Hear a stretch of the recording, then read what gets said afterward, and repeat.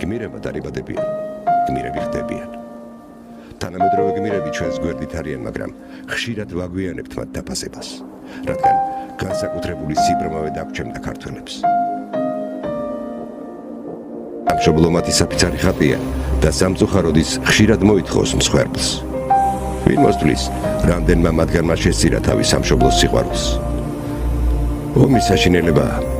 იქ ბრძოლის ველზე ყოველ წუთს სიკვდილს უყურებ თვალებში. შეიძლება ყოველი ჩასუნთქვა უკანასკნელი აღმოჩნდეს. ჩემი ომი არ დამთავრებულა. ჯერჯერობით. ჯერ კიდე არ შეგვიძლია რაღაც. არ დამერებულად ისე რომ